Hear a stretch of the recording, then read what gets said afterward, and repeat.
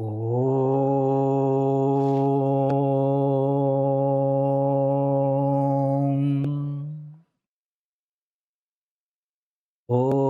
सहना भवतु सहनौ भुनक्तु सह वीर्यङ्करवावहै तेजस्विनावधीतमस्तु मा विद्विषावहै ॐ शान्ति शान्ति शान्तिः। गुरुर्ब्रह्मा गुरुर्विष्णुः गुरुर्देवो महेश्वरः गुरुरेव परं ब्रह्म तस्मै श्रीगुरवे नमः।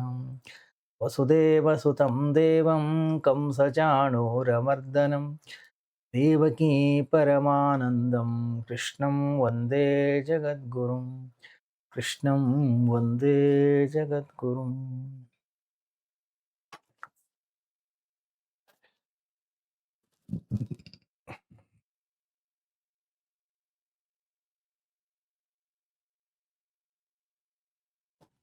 ಒಂದು ಊರಿಗೆ ಒಬ್ಬ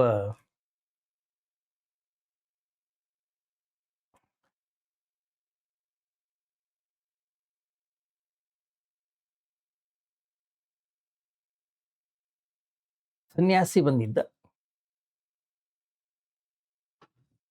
ಆ ಊರಿನ ಜನರಿಗೆ ಆ ಸನ್ಯಾಸಿಯನ್ನ ನೋಡಿದಾಗ, ಏಯ್ ಯಾಕೆ ಇವನ ಹತ್ರ ಒಂದು ಸತ್ಸಂಗವನ್ನು ಮಾಡಿಸ್ಕೊಳ್ಬಾರ್ದು ಅಂತ ಹೇಳಿ ಊರಿನ ಹಿರಿಯರೆಲ್ಲರೂ ಕೂಡ ಹೋಗಿ ಒಂದು ಉಪನ್ಯಾಸವನ್ನು ಕೊಡಲಿಕ್ಕೆ ಅವನ ಹತ್ರ ಪ್ರಾರ್ಥನೆಯನ್ನು ಮಾಡ್ತಾರೆ.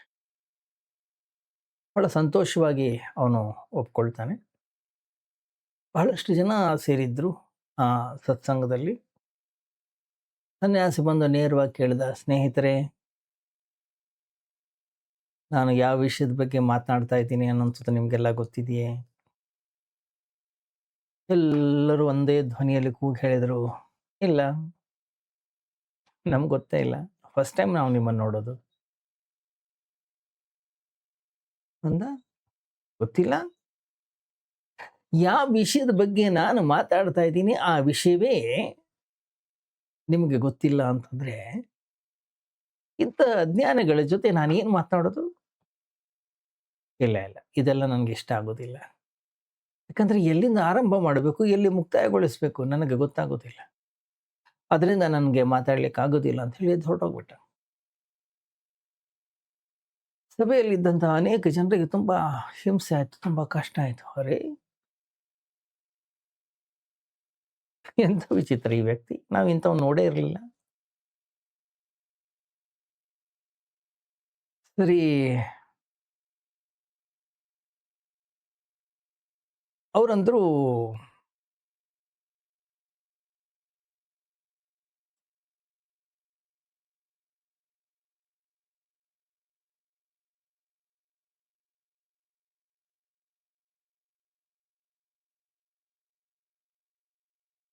ಹಿರಿಯರು ಸುಮ್ಮನೆ ಬಿಡ್ಲಿಲ್ಲ, ಮತ್ತೆ ಹೋದ್ರು ಅವನ ಹತ್ರ. ಇಲ್ಲ, ದಯವಿಟ್ಟು ಹಾಗೆ ಮಾಡಬೇಡಿ, ಬನ್ನಿ. ಮಾರನೇ ದಿವಸ ಮತ್ತೆ ಬಂದ, ಮತ್ತೆ ಅದೇ ಪ್ರಶ್ನೆ, ಸ್ನೇಹಿತರೆ, ನಾನು ಏನು ವಿಷಯವನ್ನು ನಾನು ಮಾತನಾಡ್ತಾ ಇದ್ದೀನಿ ನಿಮ್ಗೆ ಗೊತ್ತಿದೆಯಾ? ನಿನ್ನೆ ಇಲ್ಲ ಅಂದಿದ್ರು, ಇವತ್ತೆಲ್ಲ ಜನ ಅಂದ್ರೆ ಹೌದು ನಮ್ಗೆ ಗೊತ್ತಿದೆ ಅಂದ್ರು. ಯಾಕಂದ್ರೆ ನೆನ್ನೆ ಮಾಡಿರೋ ತಪ್ಪನ್ನು ತಿದ್ದುಕೊಂಡಿದ್ದಾರೆ ಅವರು. ಓ, ನಾನು ಏನು ಮಾತಾಡ್ತಾ ಇದ್ದೀನಿ ಅನ್ನುವಂಥ ವಿಷಯ ಎಲ್ಲವೂ ನಿನಗೆ ಮೊದಲೇ ಇದ್ದಿದ್ದಿದ್ರೆ ನಾನು ನಿಮಗೆ ಹೇಳೋದೇನು? ಜ್ಞಾನಿಗಳ ನಡುವೆ ಮಾತನಾಡುವಂಥದ್ದೇ ವ್ಯರ್ಥ.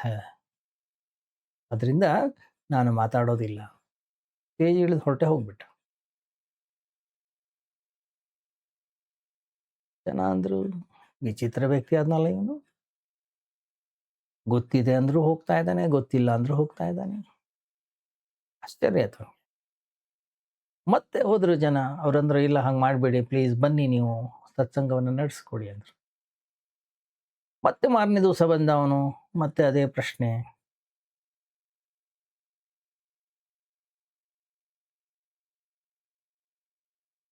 ಜನ ಮೊದಲೇ ಮಾತಾಡ್ಕೊಂಡಿದ್ರು, ಒಂದು ಗುಂಪು ಗೊತ್ತಿದೆ ಅಂತ ಹೇಳೋಣ, ಇನ್ನೊಂದು ಗುಂಪು ಗೊತ್ತಿಲ್ಲ ಅಂತ ಹೇಳೋಣ. ಮತ್ತೆ ಅದೇ ಪ್ರಶ್ನೆಯನ್ನ ಕೇಳಿದ, ಸ್ನೇಹಿತರೆ ನಾನು ಏನು ವಿಷಯವನ್ನ ಇವತ್ತು ನಾನು ಮಾತಾಡ್ಲಿಕ್ಕೆ ಹೊರಟಿದ್ದೀನಿ ಅದು ನಿಮ್ಗೆ ಗೊತ್ತಿದೆಯಾ? ಕೆಲವರಂದ್ರೆ ಗೊತ್ತಿದೆ, ಕೆಲವರು ಅಂದ್ರೆ ಗೊತ್ತಿಲ್ಲ. ಅವನಂದ ಹಾಗಾದ್ರೆ ಒಂದು ಕೆಲಸ ಮಾಡಿ, ಯಾರಿಗೆ ಗೊತ್ತಿದೆ, ಯಾರಿಗೆ ಗೊತ್ತಿಲ್ಲ ಅವ್ರಿಗೆ ಹೇಳಿ, ನಂದೇನು ಕೆಲಸ, ಎದ್ದು ಹೊರಟೋಗ್ಬಿಟ್ಟ. ಆ ಸನ್ಯಾಸಿಯನ್ನ ಮತ್ತೆ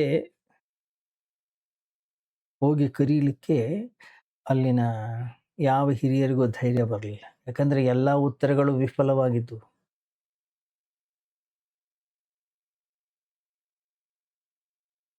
ಒಂದು ವೇಳೆ ವಿಚಾರ ಮಾಡಿ, ನೀವೇನು ಇಲ್ಲಿ ಕೂತ್ಕೊಂಡು ಎಲ್ಲರೂ ಕೇಳ್ತಾ ಇದ್ದೀರಲ್ಲ, ನಿಮ್ಮ ಹತ್ರ 4ನೇ ಉತ್ತರ ಏನಾದ್ರೂ ಇದೆಯಾ? ಅಥವಾ 4ನೇ ಉತ್ತರ ಏನಾಗಿರ್ಬಹುದು? ಒಂದು ವೇಳೆ 4ನೇ ಉತ್ತರವೇ ಇಲ್ಲ ಅಂತಾದ್ರೆ ನಾನು ಎದ್ದು ಹೋಗ್ಬೋದು. ಇಲ್ಲ 4ನೇ ಉತ್ತರ ಏನು ಅನ್ನೋದನ್ನ ನಾನು ನಿಮ್ಗೆ ಹೇಳ್ಬೋದು.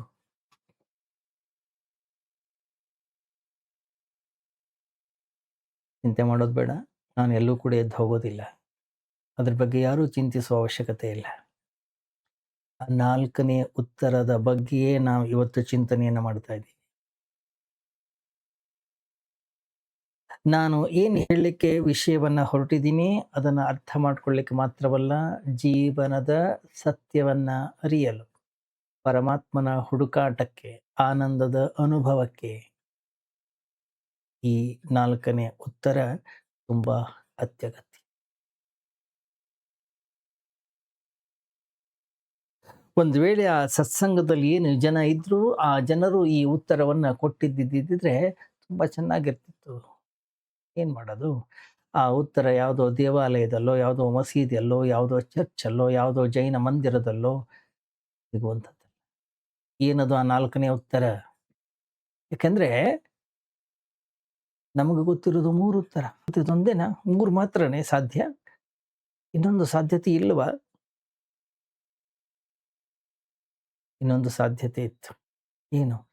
ಅವನು ಏನೇ ಪ್ರಶ್ನೆಯನ್ನ ಕೇಳಿ ಏನೂ ಉತ್ತರವನ್ನ ಕೊಡದೆ ಮೌನವಾಗಿರಬಹುದಿತ್ತು.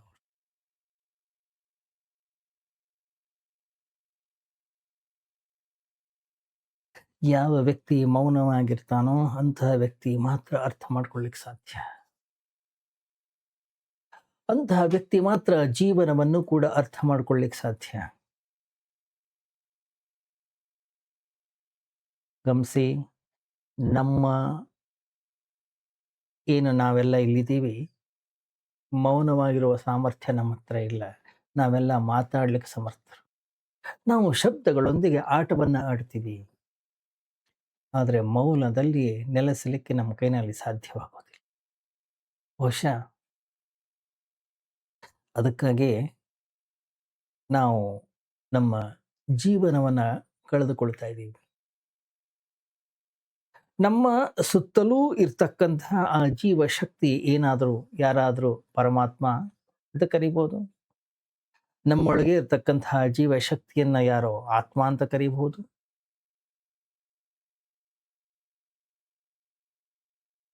ಆ ಜೀವನವನ್ನ, ಆ ಸತ್ಯವನ್ನ, ಆ ಪರಮಾತ್ಮನನ್ನ ಅರಿಯಾಕೆ ಆಗೋದಿಲ್ಲ. ಹಾಗೆ ಉಳ್ಕೊಂಡ್ ಬಿಡ್ತೀವಿ ನಾವು. ಯಾಕಂದ್ರೆ ಮೌನವಾಗಿರ್ಲಿಕ್ಕೆ ನಮ್ಮ ಕೈನಲ್ಲಿ ಬರೋದಿಲ್ಲ. ಹಾಗಾದ್ರೆ ಸತ್ಯ ತತ್ವವನ್ನ ತಿಳ್ಕೊಳ್ಳಿಕ್ಕೆ ನಮಗೆ ಬೇಕಾಗಿರೋದು ಮೌನ. ಮನಸ್ಸಿಗೆ ಬೇಕಾಗಿರೋದು ನಿಶ್ಶಬ್ದತೆ. ಸಂಪೂರ್ಣವಾಗಿ ಶಾಂತವಾಗ್ತಕ್ಕಂಥ ಮನಸ್ಸು. ಆದ್ರೆ ನಾವು ನಿರಂತರವಾಗಿ ಮಾತನಾಡ್ತಾನೆ ಇರ್ತೀವಿ. ಎಚ್ಚರದಲ್ಲಿದ್ದಾಗಲೂ ಮಾತಾಡ್ತೀವಿ, ನಿದ್ರೆಯಲ್ಲಿದ್ದಾಗಲೂ ಮಾತಾಡ್ತಾ ಇರ್ತೀವಿ, ಇನ್ನೊಬ್ಬರೊಂದಿಗೆ ಮಾತನಾಡುವಾಗ್ಲಂತೂ ಮಾತನಾಡ್ತಾನೆ ಇರ್ತೀವಿ. ಇನ್ನೊಬ್ಬರ ಜೊತೆಗೆ ಮಾತನಾಡದೆ ಇರುವಾಗ್ಲೂ ಕೂಡ ನಾವು ಮಾತಾಡ್ತಾನೆ ಇರ್ತೀವಿ. ಯಾಕೆಂದ್ರೆ ಆ ಮಾತು ನಿಲ್ಲೋದೇ ಇಲ್ಲ. ಇದೊಂದು ನಿರಂತರವಾಗಿರ್ತಕ್ಕಂತಹ ಗದ್ದಲ, ಅಂತ್ಯವಿಲ್ಲದ ಶಬ್ದಗಳ ಒಂದು ಪ್ರವಾಹ. ಇವು ಮನಸ್ಸಿನ ಶಕ್ತಿಯನ್ನ ಕಳೆದುಕೊಳ್ತವೆ. ಜೀವನವನ್ನ ಅರಿಯತಕ್ಕಂತಹ, ಜೀವನವನ್ನ ಅನುಭವಿಸ್ತಕ್ಕಂತಹ ಕನ್ನಡಿಯಂತಿರ್ತಕ್ಕಂತಹ ಶಾಂತಿಯನ್ನ ಈ ಶಬ್ದಗಳು ಕಳೆದು ಹೋಗುವಂತೆ ಮಾಡುತ್ತವೆ. ಬಹುಶಃ ನಾವು ಇದನ್ನೆಲ್ಲ ಗಮನಿಸೇ ಇಲ್ಲ.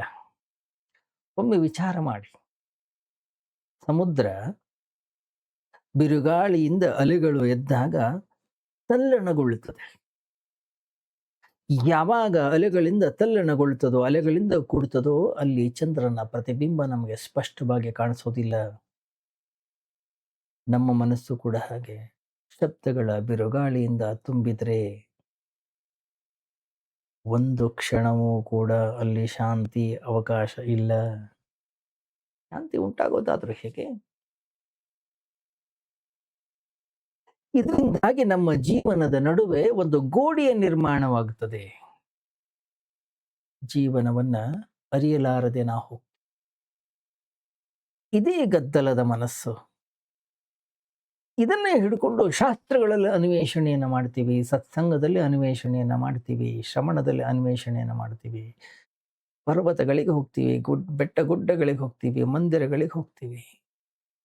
ಅದರ ಮನಸ್ಸದೇ ಏನು ಶಬ್ದಗಳಿಂದ ತುಂಬಿರ್ತಕ್ಕಂಥ ಮನಸ್ಸು. ಒಮ್ಮೆಯಾದ್ರೂ ವಿಚಾರ ಮಾಡಿದ್ದೇವೆ? ಇಷ್ಟು ತುಂಬಿ ತುಳುಕ್ತಾ ಇರತಕ್ಕಂಥ, ಇಷ್ಟು ವ್ಯಸ್ತವಾಗಿರ್ತಕ್ಕಂಥ, ಇಷ್ಟು ಶಬ್ದಗಳಿಂದ ಕೂಡಿರ್ತಕ್ಕಂಥ, ಒತ್ತಡಕ್ಕೆ ಒಳಗಾಗಿರ್ತಕ್ಕಂಥ ಮನಸ್ಸು ಸತ್ಯವನ್ನ ಅರಿಯಲಿಕ್ಕೆ ಸಮರ್ಥವೇ? ಏನಾದ್ರೂ ಒಂದು ಹೊಸ ತತ್ವ ಒಳಗಡೆ ಹೋಗ್ಲಿಕ್ಕೆ ಜಾಗ ಇದೆಯಾ? ಮನಸ್ಸಲ್ಲಿ ಜಾಗ ಎಲ್ಲಿದೆ ಹೇಳಿ? ಏನಾದ್ರೂ ಖಾಲಿ ಇರಬೇಕು. ಖಾಲಿ ಇದ್ರೆ ಮಾತ್ರ ಏನಾದ್ರೂ ತುಂಬಿಸ್ಲಿಕ್ಕೆ ಸಾಧ್ಯ. ಈಗಾಗಲೇ ಶಬ್ದ ಜಾಲಂ ಮಹಾರಣ್ಯಂ.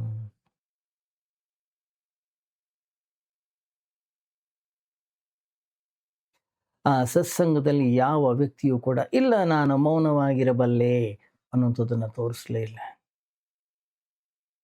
ಆದ್ರಿಂದ ಆ ಸಂತ ಅವ್ರ ಜೊತೆಗೆ ಮಾತನಾಡಲಿಕ್ಕೆ ನಿರಾಕರಿಸಿಬಿಟ್ಟ. ಒಂದು ಮಾತು ಸರಿಯಾಗಿತ್ತು. ಯಾಕಂದ್ರೆ ಅವನು ಮಾತಾಡಿದ್ದಿದ್ರೆ ಅದು ಆ ಮಾತುಗಳೆಲ್ಲ ವ್ಯರ್ಥವಾಗ್ತಿತ್ತು. ಯಾಕಂದ್ರೆ ಕೇಳುವವರು ಒಬ್ರು ಕೂಡ ಇರಲಿಲ್ಲ ಅಲ್ಲಿ. ನಿಜವಾಗ್ಲೂ ಕೂಡ ಕೇಳೋರು ಯಾರು ಹೇಳಿ? ಯಾವ ವ್ಯಕ್ತಿ ತನ್ನೊಳಗೆ ಮೌನವಾಗಿರೋದನ್ನ ಕಂಡುಕೊಂಡಿದ್ದಾನೋ, ಯಾವ ವ್ಯಕ್ತಿ ತನ್ನೊಳಗೆ ನಿರಂತರವಾಗಿ ಮಾತಾಡ್ತಾ ಇರ್ತಾನೋ, ಅವನು ಹೇಗೆ ಇನ್ನೊಬ್ಬರ ಮಾತುಗಳನ್ನ ಕೇಳಲಿಕ್ಕೆ ಸಾಧ್ಯ? ಯಾಕಂದ್ರೆ ನಮ್ಮ ಮನಸ್ಸಿನ ಒಳಗಡೆಗೆ ನಾನಾ ತರದ ಮಾತುಗಳು, ಶಬ್ದಗಳು ನಡೀತಾನೆ. ಮತ್ತೊಬ್ಬರ ಮಾತುಗಳು ನಮ್ಮ ಅಂತಃಕರಣದ ಒಳಗಡೆಗೆ, ನಮ್ಮ ಕಿವಿಯ ಮೂಲಕ ಒಳಗೆ ಪ್ರವೇಶ ಮಾಡೋದಾದ್ರೆ ಹೇಗೆ? ನಿಜ ಹೇಳ್ಬೇಕಾ, ಮೌನವೇ ನಾಲ್ಕನೆಯ ಉತ್ತರ. ಆ ಮೌನ ನಮ್ಮ ಒಳಗಡೆಗೆ ಹೇಗೆ ಹುಟ್ಟಬೇಕು ಅನ್ನುವಂಥದ್ರ ಬಗ್ಗೆ ನಾವು ಇವತ್ತು ಚಿಂತನೆಯನ್ನು ಮಾಡ್ಲಿಕ್ಕೆ ಹೊರಟಿದ್ದೀವಿ. ಅದಕ್ಕೂ ಮುನ್ನ ನಮ್ಮ ಒಳಗಡೆಗೆ ಇಷ್ಟೊಂದು ಶಬ್ದಗಳ ಪ್ರವೇಶ ಹೇಗಾಯ್ತು, ಹೇಗೆ ಸೇರ್ಕೊಂಡು ಅನ್ನುವಂಥದ್ದನ್ನು ಮೊದಲು ನಾವು ತಿಳ್ಕೊಳ್ಬೇಕು. ಯಾವಾಗ ಇದನ್ನು ನಾವು ತಿಳಿದುಕೊಳ್ತೀವಿ, ಅದರಿಂದ ಬಿಡಿಸ್ಕೊಳ್ಳುವಂಥ ದಾರಿಯು ಕೂಡ ನಮಗೆ ಸಹಜವಾಗಿ ತಿಳಿಯಲ್ಪಡುತ್ತೆ. ಫಸ್ಟ್ ಪಾಯಿಂಟ್, ಮೊದಲನೇದಾಗಿ ಶಬ್ದಗಳು ತನ್ನಿಂದ ತಾನಾಗೆ ನಮ್ಮ ಅಂತಃಕರಣದ ಒಳಗಡೆಗೆ ಬಂದು ಸೇರ್ಕೊಂಡಿಲ್ಲ, ನಾವು ಅವುಗಳನ್ನು ಸಂಗ್ರಹಿಸಿದ್ದೇವೆ. ಅವು ತಾನಾಗಿ ಬಂದಿದ್ದಿದ್ರೆ ಅದನ್ನು ಉತ್ತರ ಮಾಡೋದು ಸರಳ ಇತ್ತು, ಸುಲಭ ಇತ್ತು. ಯಾಕೆ ಆವಾಗೇ ಬಂದೇವೆ, ಆವಾಗೇ ಹೊರಟು ಹೋಗ್ತವೆ. ನಾವೇ 24 ಗಂಟೆ ಕೂಡ ಅವುಗಳನ್ನು ಸಂಗ್ರಹ ಮಾಡಿದ್ದೇವೆ. ನಮ್ಮ ಒಳಗಡೆಗೆ ಒಂದು ತಪ್ಪು ಕಲ್ಪನೆ ಇದೆ.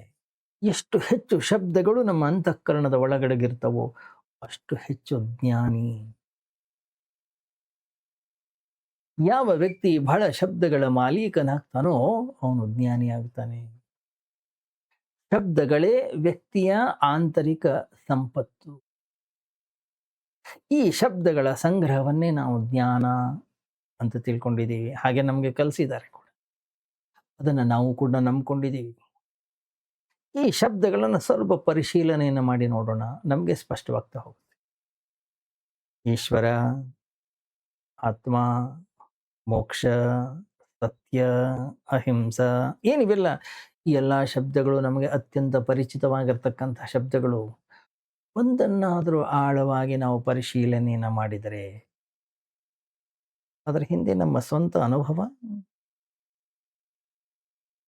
ಈಶ್ವರ ಅಂತಕ್ಕಂಥ ಶಬ್ದದ ಅನುಭವ ಏನಿದೆ ನಮ್ಮ ಹತ್ರ? ಅದೊಂದು ಕೇವಲ ಶಬ್ದವೇ ಅಥವಾ ಅದರ ಅನುಭವ ಇದೆಯೇ? ಆತ್ಮ ನಮ್ಮ ನೇರ ಅನುಭವ ಏನಿದೆ? ಬಹುಪಾಲು ಜನರಿಗೆ ಅದೊಂದು ಕೇವಲ ಶಬ್ದ ಮಾತ್ರ. ಒಂದು ಮನೆ ಅಂತೀವಿ, ಒಂದು ಮರ ಅಂತೀವಿ, ಒಂದು ಕುದುರೆ ಅಂತ ಹೇಳ್ತೀವಿ. ಅದರ ಹಿಂದೆ ನಮ್ಮ ಅನುಭವ ಇದೆ. ಆತ್ಮ ಅಥವಾ ಈಶ್ವರ ಅಂತಂದಾಗ ಬರೀ ಕೇವಲ ಖಾಲಿ ಶಬ್ದಗಳು ಮಾತ್ರ. ಆ ಶಬ್ದಗಳ ಹಿಂದೆ ಯಾವುದೇ ರೀತಿಯ ಅನುಭವ ನಮ್ಮ ಅಂತಃಕರಣದ ಒಳಗಡೆಗೆ ಇಲ್ಲ. ಮನುಷ್ಯನ ಬಳಿ 2 ವಿಧದ ಶಬ್ದಗಳಿವೆ. ಒಂದು ತನ್ನ ಸ್ವಂತ ಅನುಭವದಿಂದ ಹುಟ್ಟಿರ್ತಕ್ಕಂತಹ ಶಬ್ದಗಳು. ಇನ್ನೊಂದು ಯಾವುದೇ ಅನುಭವಗಳು ಇಲ್ಲದೆ ಇರ್ತಕ್ಕಂತಹ ಶಬ್ದಗಳು. ಧರ್ಮ, ತತ್ವಶಾಸ್ತ್ರ, ದರ್ಶನ ಇವುಗಳ ಬಗ್ಗೆ ನಮಗೆ ತಿಳಿದಿರ್ತಕ್ಕಂಥ ಹೆಚ್ಚಿನ ಶಬ್ದಗಳೇನಿವೆ 2ನೇ ವರ್ಗಕ್ಕೆ ಸೇರ್ತವೆ. ಅವುಗಳ ಹಿಂದೆ ನಮ್ಮ ಸ್ವಂತ ಯಾವುದೇ ರೀತಿಯ ಅನುಭವ ಅನ್ನುವಂಥದ್ದು ಇಲ್ಲ. ಅವು ಜೀವ ಇಲ್ಲದೆ ಇರತಕ್ಕಂಥ ನಿರ್ಜೀವ ಶಬ್ದಗಳು ಮಾತ್ರ.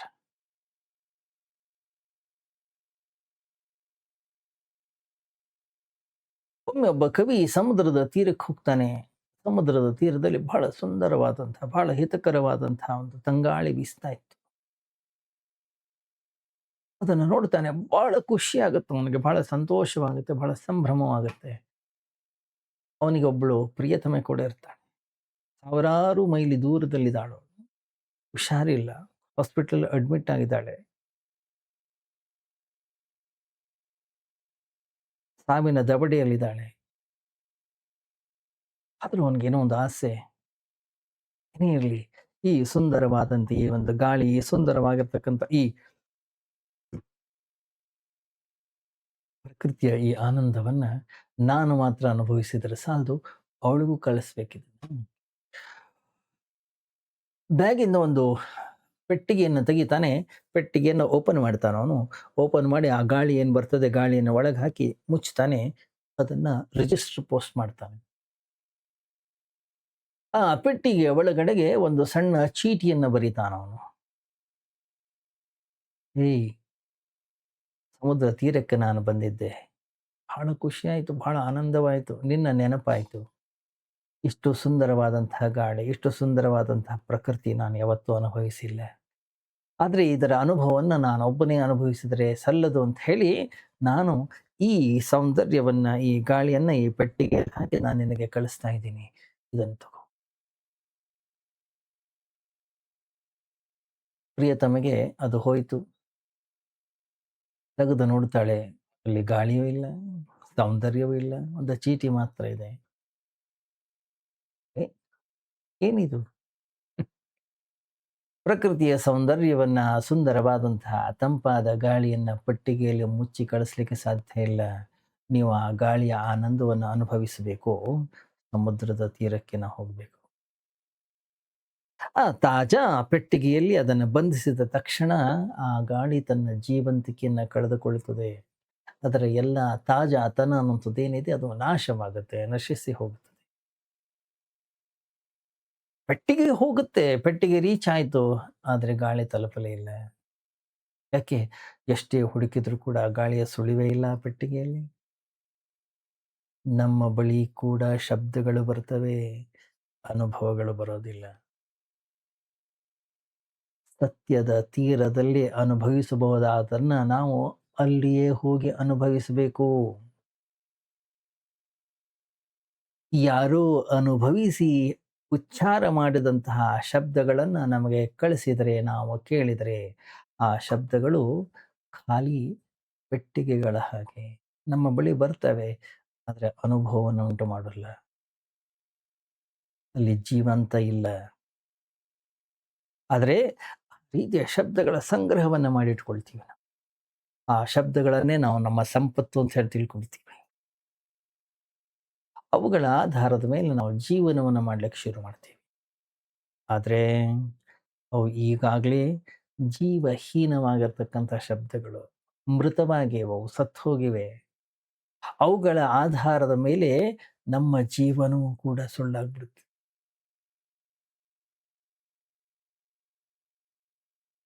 ನಮ್ಮ ಜೀವನದಲ್ಲಿ ಏನು ಪ್ರಶ್ನೆಗಳು ಬರ್ತವೆ ಅದಕ್ಕೆ ಉತ್ತರವನ್ನು ಕೊಡೋದು ಕೂಡ ಈ ಶಬ್ದಗಳ ಆಧಾರದ ಮೇಲೆಯೇ. ಯಾರೋ ಬಂದು ನಮಗೆ ಕೇಳ್ತಾರೆ, ದೇವರಿದ್ದಾನೆ? ತಕ್ಷಣ ಉತ್ತರ ಕೊಡ್ತೀವಿ. ಆತ್ಮ ಇದೆಯೇ? ಹಾ, ತಕ್ಷಣ ಉತ್ತರ ಕೊಡ್ತೀವಿ. ಸತ್ಯ ಅಂದ್ರೇನು? ನಮ್ಮ ಹತ್ರ ಉತ್ತರ ಇದೆ.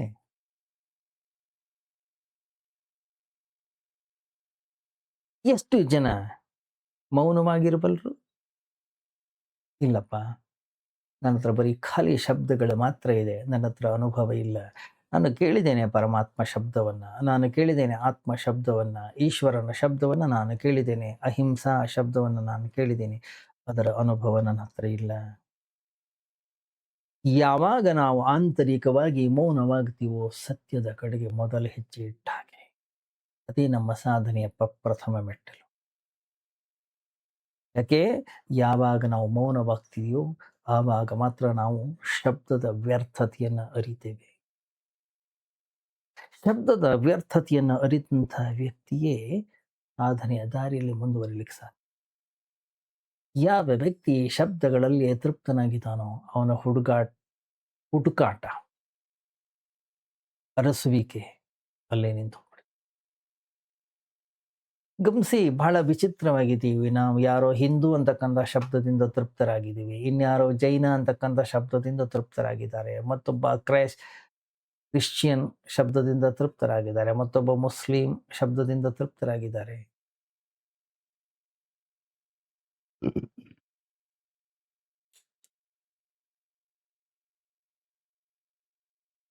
ಆ ಶಬ್ದಗಳನ್ನು ಗಟ್ಟಿ ಹಿಡ್ಕೊಂಡಿದ್ದೀವಿ.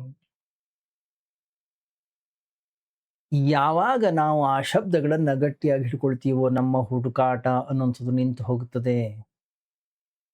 ಯಾಕೆಂದ್ರೆ ನಮ್ಮ ಅಂತಃಕರಣದ ಒಳಗಡೆಗೆ ರೆಡಿಮೇಡ್ ಉತ್ತರಗಳಿವೆ, ಆನ್ಸರ್ಸ್. ಮನಸ್ಸಿನ ಲಕ್ಷಣ ಏನೋ ಅದರ ಬಳಿ ಪ್ರಶ್ನೆಗಳಿರ್ತವೆ, ಉತ್ತರಗಳಿರೋದಿಲ್ಲ. ನಿಜವಾದ ಮನಸ್ಸಿನಲ್ಲಿ ಜಿಜ್ಞಾಸೆ ಇರುತ್ತೆ, ಹುಡುಕುವ ಹಂಬಲ ಇರುತ್ತದೆ, ಸತ್ಯದ ದಾಹ ಇರಬೇಕು. ಸಿದ್ಧ ಉತ್ತರಗಳಲ್ಲ, ಪ್ರಶ್ನೆಗಳಿದ್ದು ಉತ್ತರಗಳಲ್ಲಿದ ಮನಸ್ಸು ಅನ್ನೋದೇನಿದೆ ಸಹಜವಾಗಿ ಮೌನವಾಗ್ತದೆ. ಮೌನವಾಗತಕ್ಕಂತಹ ಪ್ರಥಮ ಸೂತ್ರ ಏನಪ್ಪ? ಈ ಉತ್ತರಗಳಿಂದ ಮುಕ್ತರಾಗಬೇಕು. ಆದರೆ ನಮ್ಮ ಸ್ಥಿತಿ ಸಂಪೂರ್ಣವಾಗಿ ವಿರುದ್ಧವಾಗಿದೆ. ನಮ್ಮ ಬಳಿ ಪ್ರಶ್ನೆಗಳಿಗಿಂತ ಉತ್ತರಗಳೇ ಜಾಸ್ತಿ ಇದೆ. ಯಾವ ವ್ಯಕ್ತಿಯ ಬಳಿ ಪ್ರಶ್ನೆಗಳೇ ಇಲ್ಲ, ಬರೀ ಉತ್ತರಗಳೇ ಹೆಚ್ಚಿವೆಯೋ ಅವನು ಅನ್ವೇಷಣೆಯನ್ನ, ಅವನು ಹುಡುಕಾಟವನ್ನ ನಿಲ್ಲಿಸಿದ್ದಾನೆ. ಯಾಕೆ? ಅವನು ನಿಂತುಕೊಂಡು ಬಿಟ್ಟಿದ್ದಾನೆ. ಅವನ ಜೀವನ ಸದಾ ಮುಂದೆ ಹೋಗುವಂತೆ ಕರಿಬೇಕು, ಮುಂದೆ ಬಾ ಅಂತ ಹೇಳಬೇಕು, ಎಲ್ಲಿಯೂ ನಿಲ್ಬೇಡ ಅಂತ ಹೇಳ್ತಾ ಇದೆ ಜೀವನ ನಿಜವಾಗಿಯೂ ಕೂಡ ನಮಗೆ. ಆದರೆ ನಾವು ಈ ಶಬ್ದಗಳನ್ನು, ಈ ಉತ್ತರಗಳನ್ನ ಹಿಡ್ಕೊಂಡು ನಿಂತು ಬಿಟ್ಟಿದ್ದೀವಿ. ಯಾವಾಗ ನಾವು ನಿಲ್ತೀವೋ ಅದಕ್ಕೆ ಹೆಸರು ಮರಣ. ಯಾವ ವ್ಯಕ್ತಿ ಮುಂದೆ ಹೋಗ್ತಾನೋ ಅವನ ಜೊತೆಗೆ ಜೀವನವೂ ಮುಂದೆ ಹೋಗುತ್ತೆ. ಜೀವನ ಅಂದ್ರೇನು? ನಿರಂತರವಾದಂತಹ ಹರಿಯುವಿಕೆ. ಜೀವನ ಯಾವತ್ತೂ ಕೂಡ ಒಂದು ಕಡೆಗೆ ನಿಲ್ಲುವಂಥದ್ದಲ್ಲ.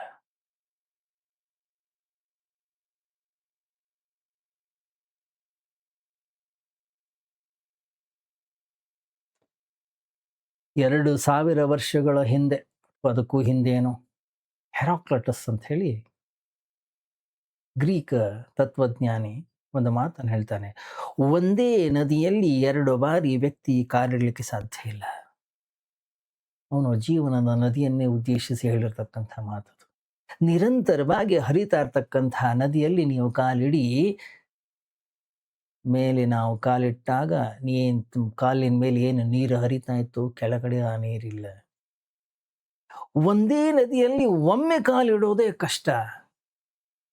ಯಾಕೆ? ನೀರನ್ನು ಮುಟ್ಟುವಷ್ಟರಲ್ಲಿ ಕೆಳಗಿನ ನೀರು ಆಗ್ಲೇ ಹರಿದು ಹೋಗ್ಬಿಟ್ಟಿರುತ್ತೆ. ಕಾಲು ಮತ್ತಷ್ಟು ಒಳಗೆ ಹೋಯ್ತೋ ಮೇಲಿನ ನೀರು ಇರೋದೇ ಇಲ್ಲ ಅಲ್ಲಿ. ಜೀವನ ಅಂದ್ರೇನು? ಜೀವನ ಅಂತಂದ್ರೆ ನಿರಂತರವಾದಂತಹ ಹರಿಯುವಿಕೆ. ಆದರೆ ಮನುಷ್ಯನ ಮನಸ್ಸು ನಿಂತುಕೊಳ್ಳಿಕ್ಕೆ ಬಯಸ್ತದೆ. ಮನಸ್ಸು ನಿಂತ ಕ್ಷಣ ಅದು ಜೀವನದ ಸಂಪರ್ಕವನ್ನು ಕಳೆದುಕೊಳ್ಳುತ್ತದೆ.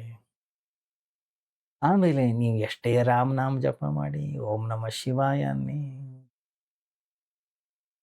ಎಷ್ಟೇ ಶಾಸ್ತ್ರಗಳನ್ನು ಓದಿ, ಎಷ್ಟೇ ಪರಮಾತ್ಮನ ಚಿಂತನೆಯನ್ನು ಮಾಡಿ, ಪರಮಾತ್ಮನ ಅನುಭವ ನಮಗಾಗ್ಲಿಕ್ಕೆ ಸಾಧ್ಯವಿಲ್ಲ. ಯಾಕೆ?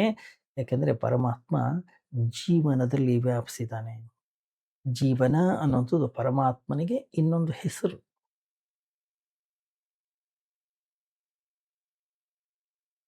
ಜೀವನದೊಂದಿಗೆ ಸಂಬಂಧವನ್ನು ನಾನು ಬೆಳೆಸ್ಕೊಳ್ಬೇಕು. ಶಬ್ದಗಳ ಜೊತೆಗೆ ನನ್ನ ಸಂಬಂಧವನ್ನು ಕಲ್ಪಿಸಿಕೊಳ್ಳಬೇಕಾಗ್ತದೆ. ಶಬ್ದಗಳಿಂದ ತುಂಬಿರ್ತಕ್ಕಂತಹ ಮನಸ್ಸು ಜೀವಂತವಾಗಿರೋದಿಲ್ಲ, ಅದು ಮೃತವಾಗ್ಬಿಡುತ್ತೆ. ನಮ್ಮೆಲ್ಲರ ಮನಸ್ಸು ಹೆಚ್ಚು ಕಡಿಮೆ ಸತ್ಬಿಟ್ಟಿದೆ, ಜೀವಂತ ಮನಸ್ಸಲ್ಲ.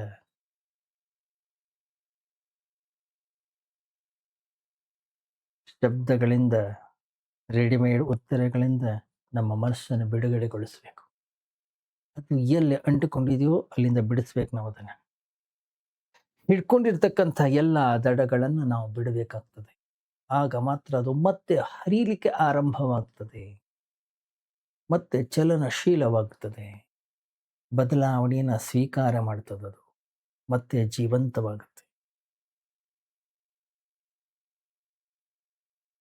ಅಂತಃಕರಣದ ಒಳಗಡೆಗೆ ಎಷ್ಟು ಹರಿವು ಅನ್ನುವಂಥದ್ದು ಉಂಟಾಗ್ತದೋ ಅದು ಅಷ್ಟು ಹೆಚ್ಚು ಹೆಚ್ಚು ಹೆಚ್ಚು ಹೆಚ್ಚು ಶಾಂತವಾಗ್ತಾ ಬರ್ತದೆ. ನಮ್ಮ ಮನಸ್ಸಿನ ಅಶಾಂತಿಯ ಮುಖ್ಯ ಕಾರಣ ಏನು? ಅದನ್ನು ನಾವು ಬಂಧಿಸಿದ್ದೇವೆ. ಅಂದರೆ ಜೀವನ ಹರಿತಾ ಇದೆ, ಮನಸ್ಸು ಕಟ್ಟಿ ಹಾಕಲ್ಪಟ್ಟಿದೆ, ಆದ್ದರಿಂದ ಅದು ಸ್ವಾತಂತ್ರ್ಯಕ್ಕಾಗಿ ತವಕಿಸ್ತಾ ಇದೆ. ಆದರೆ ನಾವು ಅದನ್ನು ಕಟ್ಟಿ ಹಾಕಿದ್ದೀವಿ. ಕಬ್ಬಿಣದ ಸರಪಳಿಗಳಿಂದಲ್ಲ, ಶಬ್ದಗಳ ಸರಪಳಿಗಳಿಂದ. ಶಬ್ದಗಳು ನೋಡಿ ಎಂಥ ವಿಚಿತ್ರ.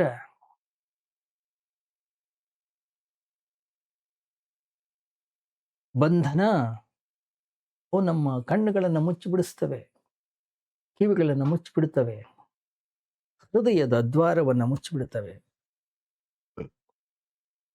ಒಂದೇ ಒಂದು ಶಬ್ದ ಎಲ್ಲವನ್ನು ಕೂಡ ಮುಚ್ಚಿಬಿಡಬಲ್ಲದು.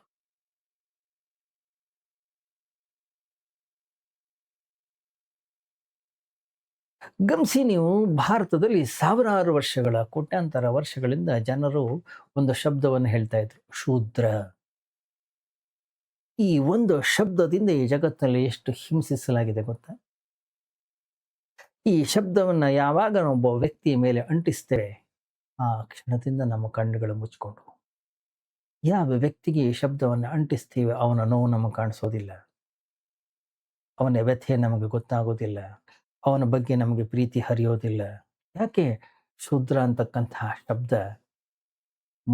ಮನುಷ್ಯರ ನಡುವೆ ಒಂದು ಗೋಡಿ ನಿರ್ಮಾಣವಾಯಿತು. ಯಾವನಾದರೂ ಒಬ್ಬ ಶೂದ್ರ ವೇದ ಮಂತ್ರಗಳನ್ನು ಅವನೇನಾದರೂ ಶ್ರವಣವನ್ನು ಮಾಡಿದರೆ, ಕೇಳಿದರೆ, ಅವನ ಕಿವಿಗೆ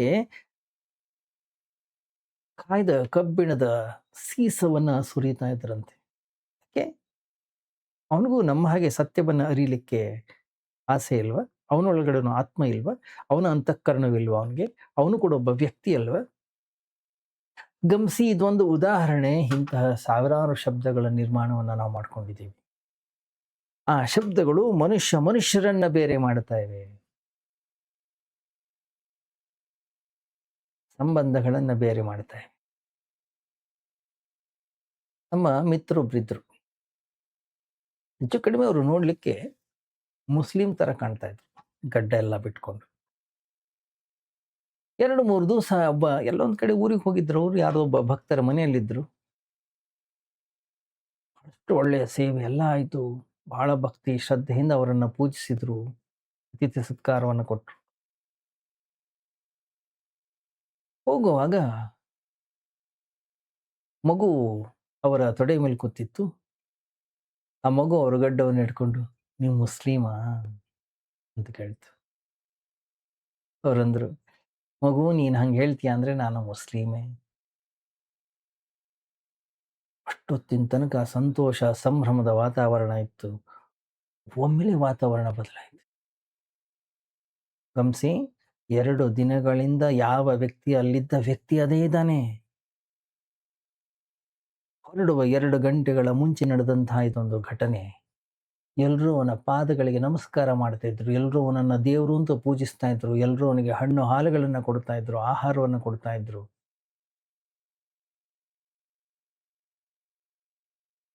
ಒಮ್ಮೆ ಇವನು ಮುಸ್ಲಿಂ ಅನ್ನುವಂಥ ಶಬ್ದವನ್ನ ಕೇಳಿದ್ರು.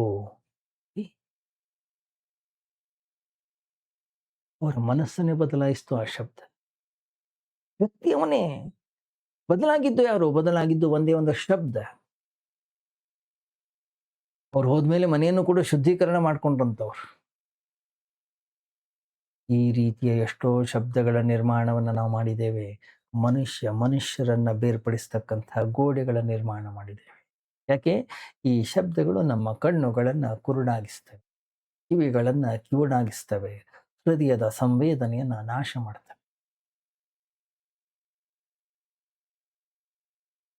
ನಮ್ಮ ದೇಶದಲ್ಲಿ ಮಾತ್ರ ಅಲ್ಲ, ಜರ್ಮನಿಯಲ್ಲಿ ಅಡಾಲ್ಫ್ ಹಿಟ್ಲರ್ ಅಂತ ಹೇಳಿದ್ದ. ಸುಮಾರು 20 ಲಕ್ಷ ಜನ ಯಹೂದಿಯರ ಹತ್ಯೆಗೆ ಕಾರಣನಾದ. ಅವ್ರನ್ನ ಕೊಂದವ್ರು ಯಾರು? ಅವ್ರನ್ನ ಯಾರ್ಯಾರು ಕೊಂದ್ರು? ಅವರೆಲ್ಲ ದುಷ್ಟ ಜನರೇ? ಇಲ್ಲ, ಅವರು ನಮ್ಮ ಹಾಗೆ ಸಾಮಾನ್ಯ ಮನುಷ್ಯರು. ಪ್ರತಿದಿನ ಸುಮಾರು 500ಕ್ಕಿಂತಲೂ ಹೆಚ್ಚು ಜನರನ್ನ ಕೊಲ್ತಾ ಇದ್ರಂತೆ. ಸಿಸ್ಟಮೆಟಿಕ್ ಆಗಿ ಕೊಲ್ತಾ ಇದ್ರು ಅವರನ್ನ. ಯಾರು ಕೊಲ್ತಾ ಇದ್ರು ಅವ್ರು ಹುಚ್ಚರ? ಅವ್ರಿಗೆ ಬುದ್ಧಿ ಇರ್ಲಿಲ್ವಾ?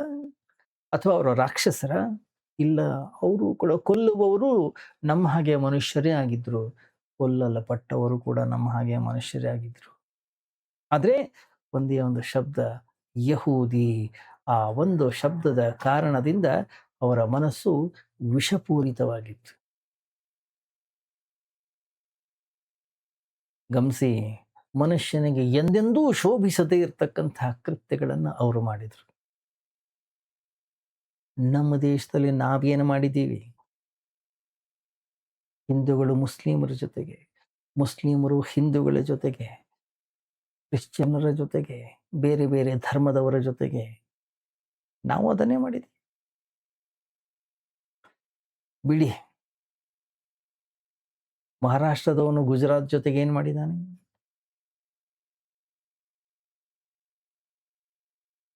ಕರ್ನಾಟಕ, ತಮಿಳುನಾಡು,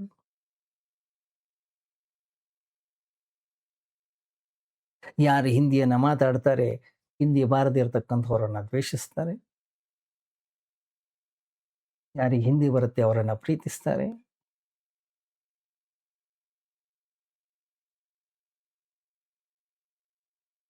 ಏನ್ ಮಾಡ್ಕೊಂಡಿದ್ದೀವಿ? ನಾವು ಕೂಡ ದೊಡ್ಡ ದೊಡ್ಡ ಗೋಡೆಗಳ ನಿರ್ಮಾಣವನ್ನ ಮಾಡಿದ್ದೇವೆ. ಕೇವಲ ಶಬ್ದಗಳು ಮಾತ್ರ.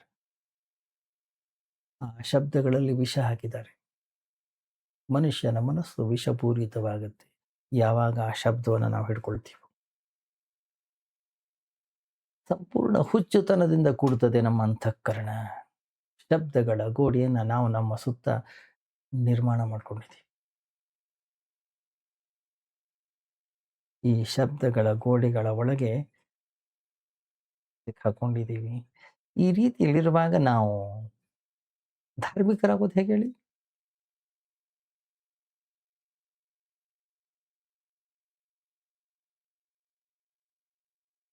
ಯಾಕೆ? ಶಬ್ದಗಳು ಮನುಷ್ಯನನ್ನ ಬೇರ್ಪಡಿಸ್ತವೆ.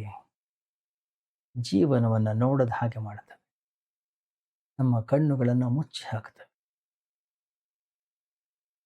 ನಮ್ಮ ಸುತ್ತಲೂ ಶಬ್ದಗಳ ಕೋಟೆಯನ್ನ ಕಟ್ಟಿಕೊಂಡು ಅದರ ಒಳಗಡೆಗೆ ಅಡುಗೆ ಕೂತ್ಕೊಂಡಿದ್ದೀವಿ, ಬಚ್ಚಿಟ್ಕೊಂಡಿದ್ದೀವಿ ನಾವು. ಜೀವನದಲ್ಲಿ ಯಾವ ಹೊಸ ಘಟನೆ ನಡೆದ್ರೂ ಕೂಡ ಅದನ್ನ ಹಳೆಯ ಶಬ್ದಗಳಿಂದಲೇ ಅರ್ಥೈಸ್ತೇವೆ ನಾವು. ಅದರ ಹೊಸತನ ಅಲ್ಲೇ ಸತ್ತು ಹೋಗ್ಬಿಡುತ್ತೆ. ಈ ಸ್ಥಿತಿಯೇ ನಮ್ಮನ್ನ ಮೌನವಾಗಿರ್ಲಿಕ್ಕೆ ಬಿಡ್ತಾ ಇಲ್ಲ. ಹೊಸ ಮನಸ್ಸನ್ನ ಪಡೀಲಿಕ್ಕೆ ಬಿಡ್ತಾ ಇಲ್ಲ. ಗಮನಿಸಿ, ಮನಸ್ಸು ಯಾವಾಗಲೂ ತಾಜಾ ಆಗಿರಬೇಕು. ಮನಸ್ಸು ಯಾವಾಗ ತಾಜಾವಾಗಿರುತ್ತೆ ಆವಾಗ ಮಾತ್ರ ಜೀವನದ ಜೊತೆಗೆ ನಾವು ಬದುಕಲಿಕ್ಕೆ ಸಾಧ್ಯ. ತಾಜಾ ಅಂದ್ರೆ ಏನು? ಮನಸ್ಸು ಶಾಂತವಾಗಿರಬೇಕು. ಮನುಷ್ಯರ ನಡುವಿನ ಗೋಡೆಗಳು ಒಡಿಬೇಕು, ಶಬ್ದಗಳು ಇಲ್ಲವಾಗಬೇಕು. ಆವಾಗ ಮಾತ್ರ ಪರಮಾತ್ಮನ ಜೊತೆಗೆ ಸಂಬಂಧವನ್ನ ಕಂಡುಕೊಳ್ಳಿಕ್ಕೆ ಸಾಧ್ಯ.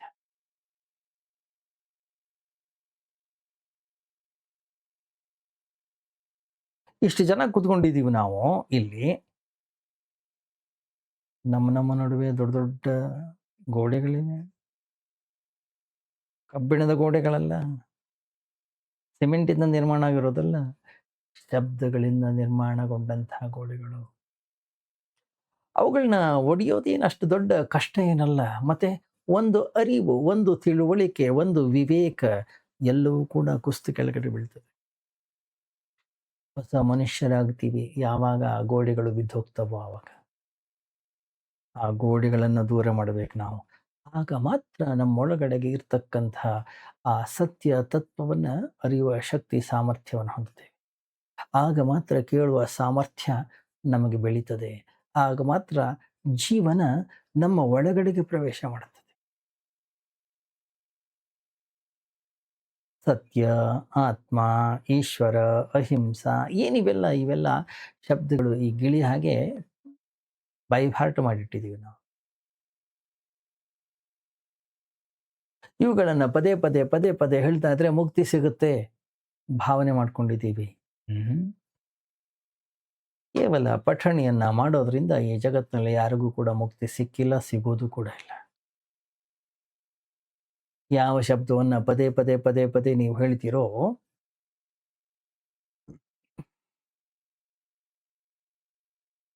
ಕೆಲವು ದಿನಗಳಾದ್ಮೇಲೆ ಮನಸ್ಸು ಅನ್ನೋದು ಜಡವಾಗ್ಬಿಡುತ್ತೆ. ನಿಧಾನಕ್ಕೆ ಮನಸ್ಸು ಸತ್ಯ ಹೋಗುತ್ತೆ.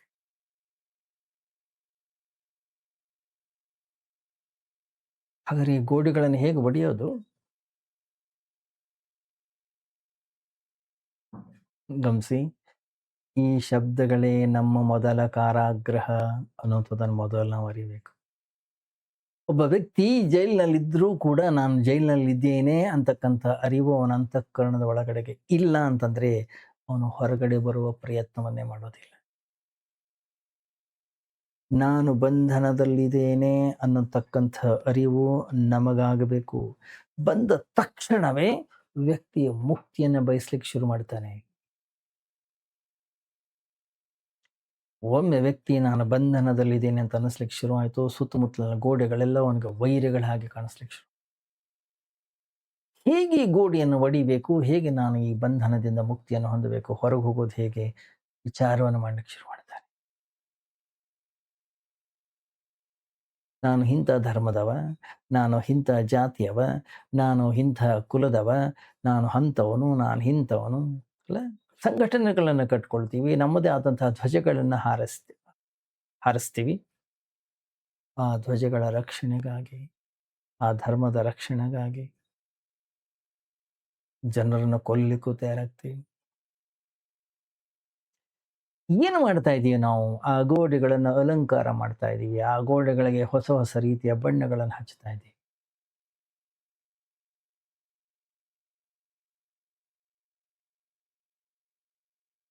ಹಳೆಯ ಶಬ್ದಗಳು ತಮ್ಮ ಹೊಳಪನ್ನ ಕಳ್ಕೊಂಡ್ರೆ ಹೊಸ ಶಬ್ದಗಳನ್ನು ನಿರ್ಮಾಣ ಮಾಡ್ತೀವಿ. ಅದರದೇ ಇನ್ನೊಂದು ರೂಪ ಅದು. ಮಹಾತ್ಮರ ಹೆಸರು ಹೇಳಿ, ಸಂತರ ಹೆಸರು ಹೇಳಿ, ಭಕ್ತರ ಹೆಸರು ಹೇಳಿ ಎಷ್ಟು ಕೊಲೆಗಳಾಗಿಲ್ಲ, ಎಷ್ಟು ಕಲಹಗಳಾಗಿಲ್ಲ, ಎಷ್ಟು ಸಂಘರ್ಷಗಳಾಗಿಲ್ಲ.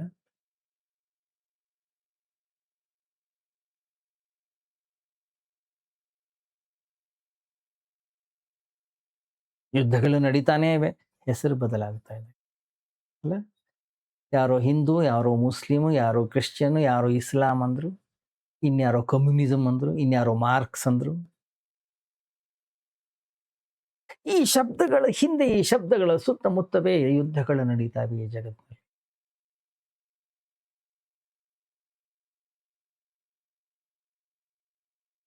ಒಂದೊಂದು ಶಬ್ದಗಳು ಕೂಡ ಎಷ್ಟೆಷ್ಟು ಸಂಘರ್ಷಗಳಿಗೆ ಕಾರಣವಾಗ್ತಾ ಇದೆ ಹೇಳಿ.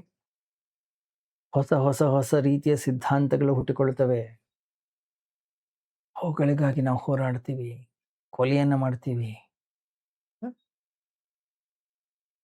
ಅಮೇರಿಕಾ ಹೊಸ ಶಬ್ದವನ್ನು ಹಿಡ್ಕೊಂಡಿದೆ.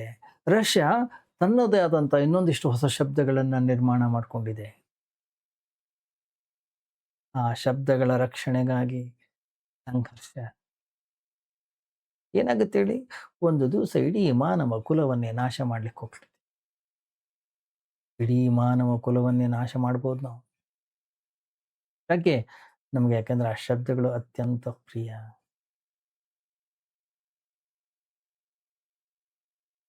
ಯಾವ ಶಬ್ದಗಳು ನಮಗೆ ಅತ್ಯಂತ ಪ್ರಿಯವಾಗಿದ್ವೋ ಅವುಗಳನ್ನು ಬಿಡ್ಲಿಕ್ಕೆ ನಾವು ತಯಾರಿಲ್ಲ. ಅದ್ ಸಿದ್ಧರಿಲ್ಲ ನಾವು. ಈ ರೀತಿಯ ಬಾಲಿಶತನದಿಂದ ಯಾವಾಗ ನಾವು ಮುಕ್ತರಾಗುತ್ತೇವೋ,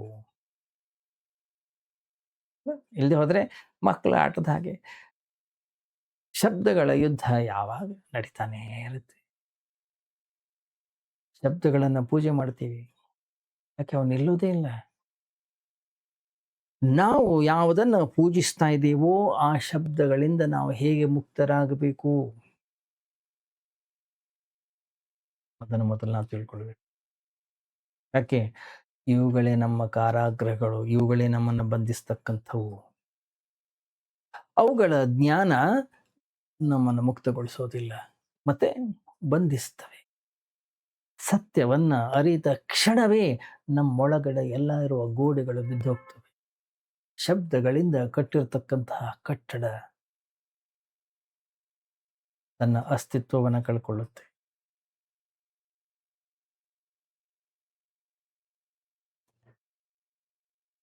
ಪ್ರೀತಿ, ಭಕ್ತಿ, ಪೂಜೆಯಿಂದ ನಿರ್ಮಾಣ ಮಾಡಬೇಕು. ಈ ರೀತಿಯ ಶಬ್ದಗಳ ಮೂಲಕ ಏನು ಕಟ್ಟಿದ್ದೀವಿ ಅದಕ್ಕೆ ಮಾಡ್ತಕ್ಕಂಥ ಪೂಜೆ, ಅದಕ್ಕೆ ಮಾಡ್ತಕ್ಕಂಥ ಭಜನೆ, ಅದಕ್ಕೆ ಮಾಡ್ತಕ್ಕಂತಹ ಆರಾಧನೆಯನ್ನು ನಾವು ಹಿಂದಕ್ಕೆ ತೆಗೆದ್ರೆ ತನ್ನಿಂದ ತಾನೇ ಆ ಕಟ್ಟಡ ಬಿದ್ದು ಹೋಗುತ್ತೆ. ಯಾವಾಗ ಆ ಶಬ್ದಗಳು, ಆ ಕಟ್ಟಡಗಳು ಬಿದ್ದು ಹೋಗ್ತವೋ ಹೊಸ ಜೀವನ ಆರಂಭ ಆಗುತ್ತೆ. ಅಲ್ಲಿ ಹಿಂದೂ ಇರೋದಿಲ್ಲ, ಅಲ್ಲಿ ಕ್ರೈಸ್ತ ಇರೋದಿಲ್ಲ, ಅಲ್ಲಿ ಇಸ್ಲಾಂ ಇರೋದಿಲ್ಲ, ಅಲ್ಲಿ ಜೈನ ಇರೋದಿಲ್ಲ, ಮತ್ತೆ ಶುದ್ಧ ಮನುಕುಲ ಅನ್ನೋದಿರುತ್ತೆ.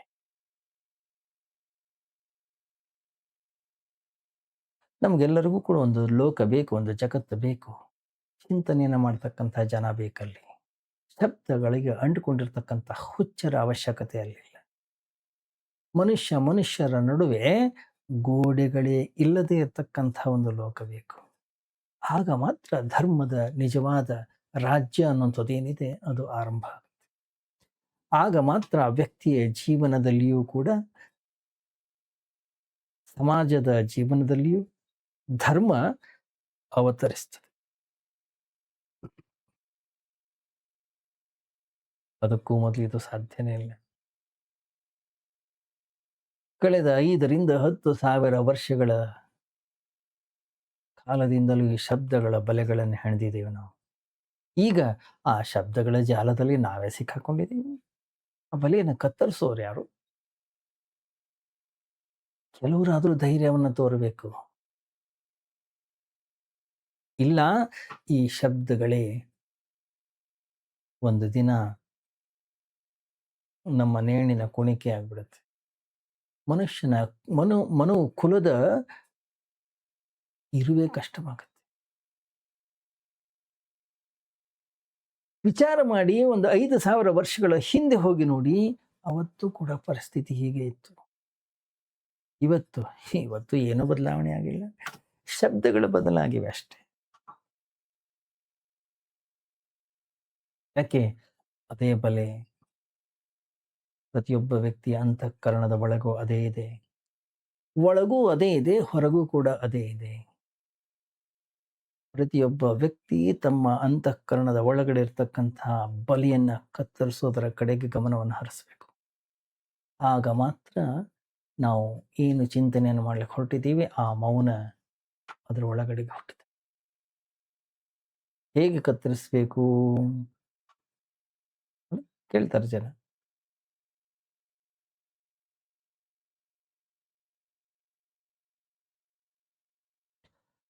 ಶಬ್ದಗಳ ಮೇಲಿರ್ತಕ್ಕಂತಹ ಎಲ್ಲ ಗೌರವ, ಭಕ್ತಿ, ಪೂಜೆಯನ್ನು ಬಿಟ್ಟು ಬಿಡಬೇಕು. ಯಾಕೆ? ಆ ಶಬ್ದಗಳೆಲ್ಲ ಸತ್ಯ ಅನ್ನುವಂಥದ್ದಿಲ್ಲ. ಸತ್ಯ ಅನುಭವ ಆಗೋದು ಎಲ್ಲ ಶಬ್ದಗಳು ಕರಗಿ ಹೋದ ಮೇಲೆ. ಅತಿಯಾದ ಗೌರವ, ಅತಿಯಾದ ಭಕ್ತಿ, ಅತಿಯಾದ ಪೂಜೆ ಆ ಶಬ್ದಗಳು ಸದೃಢವಾಗಿವೆ. ನಮ್ಮ ಗೌರವ ಹುಟ್ಟಬೇಕಾಗಿರೋದು ಸತ್ಯ ತತ್ವದ ಕಡೆಗೆ, ಶಬ್ದಗಳ ಕಡೆಗಲ್ಲ. ಯಾವಾಗ ಸತ್ಯದ ಬಗ್ಗೆ ಗೌರವ ಅನ್ನುವಂಥದ್ದು ಮೂಡ್ತದೋ, ಅವನು ಹಿಂದೂ ಆಗೋದಿಲ್ಲ, ಅವನು ಮುಸ್ಲಿಂ ಆಗೋದಿಲ್ಲ, ಅವನು ಜೈನ ಆಗೋದಿಲ್ಲ, ಅವನು ಬೌದ್ಧ ಕ್ರೈಸ್ತನಾಗೋದಿಲ್ಲ, ಅವನು ಪಾರ್ಸಿ ಆಗೋದಿಲ್ಲ. ತನ್ನನ್ನು ತಾನು ಅವನು ಯಾವತ್ತೂ ಕೂಡ ಸೀಮಿತಗೊಳಿಸಿಕೊಳ್ಳೋದೇ ಇಲ್ಲ. ಅವನು ಭಾರತೀಯನೂ ಅಲ್ಲ, ಅವನು ಪಾಕಿಸ್ತಾನಿ ಅಲ್ಲ, ಅವನು ಚೀನಿಯನೂ ಅಲ್ಲ. ಅವನಿಗೆ ಯಾವುದೇ ಗಡಿಗಳನ್ನುವಂಥದ್ದು ಇಲ್ಲ. ಸತ್ಯದ ಬಗ್ಗೆ ಯಾವ ವ್ಯಕ್ತಿ ಗೌರವವನ್ನು ಮೂಡಿಸ್ಕೊಂಡಿದ್ದಾನೋ ಅವನು ಜೀವನದ ಎಲ್ಲ ಗಡಿಗಳನ್ನು ಮೀರಿ ನಿಲ್ತಾನೆ.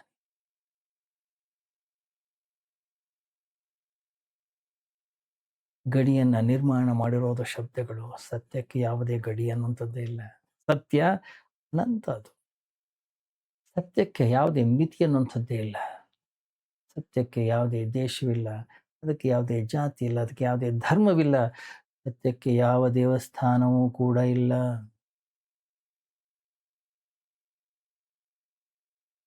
ಏನು ಸತ್ಯ ಅಂದರೆ? ಸತ್ಯ ಅಂತಂದ್ರೆ ಈ ಸಮಸ್ತವಾಗಿರ್ತಕ್ಕಂತಹ ಜೀವನ, ಈ ವಿರಾಟ್ ಅಸ್ತಿತ್ವ. ಏನು ಕಣ್ಣಿಗೆ ಗೋಚರವಾಗ್ತಾ ಇದೆ, ಏನು ಅನುಭವಕ್ಕೆ ಸಿಗ್ತಾ ಇದೆ, ಏನದು? ಎಲ್ಲವೂ ಕೂಡ ಅನಂತವೇ, ವಿರಾಟ್ ತತ್ವವೇ. ಆ ವಿರಾಟ್ ತತ್ವವನ್ನು ನಾನು ಅರ್ಥ ಮಾಡ್ಕೊಳ್ಬೇಕು. ನಮ್ಮ ಮನಸ್ಸು ಕೂಡ ವಿಕಾಸವಾಗಬೇಕು, ವಿರಾಟವಾಗಬೇಕು. ಸಂಕುಚಿತವಾಗಿರ್ತಕ್ಕಂತಹ ಮನಸ್ಸಿನಿಂದ ಆ ವಿರಾಟ್ ತತ್ವವನ್ನು ಅರ್ಥ ಮಾಡ್ಕೊಳ್ಳಿಕ್ಕೆ ಆಗೋದಿಲ್ಲ, ಅರಿಲಿಕ್ಕೆ ಸಾಧ್ಯವೇ ಇಲ್ಲ.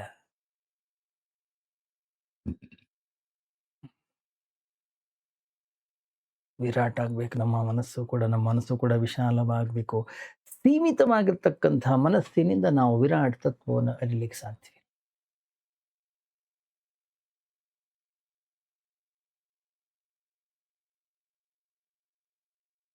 ಒಮ್ಮೆ ಒಬ್ಬ ಸಂತನ ಬಳಿ ಒಬ್ಬ ಯುವಕ ಬರ್ತಾನೆ. ಸತ್ಯ ತತ್ವವನ್ನು ನಾನು ತಿಳ್ಕೊಳ್ಬೇಕು, ನಂಗೆ ನೀವು ದಾರಿ ತೋರಿಸ್ತೀರಾ, ನಂಗೆ ತಿಳಿಸ್ಕೊಡ್ತೀರಾ? ಸ್ವಲ್ಪ ಬಾವಿ ಹತ್ರ ಕೆಲಸ ಇದೆ, ಒಂಚೂರು ಹೋಗೋಣ ಬಾ ಅಂತ ಕರ್ಕೊಂಡು ಹೋಗ್ತಾನೆ. ಒಂದು ದೊಡ್ಡ ಡ್ರಮ್ಮು, ಒಂದು ಬಕೆಟು, ಹಗ್ಗ ಎಲ್ಲ ತೊಗೊಂಡು ಹೋಗ್ತಾನೆ. ಅಲ್ಲಿ ನೋಡ್ತಾ ಇರ್ತಾನೆ ಅವನು ಯುವಕ. ಪಕ್ಕದಲ್ಲಿ ಡ್ರಮ್ ಇಡ್ತಾನೆ, ಬಕೆಟನ್ನು ಬಾವಿ ಒಳಗಡೆ ಬಿಡ್ತಾನೆ. ನೀರು ಸೇದುತ್ತಾನೆ ಅವನ ಹಗ್ಗದ ಮೂಲಕ. ಸೇದಿ ಆ ನೀರನ್ನು ಡ್ರಮ್ಮಿಗೆ ಹಾಕ್ತಾನೆ.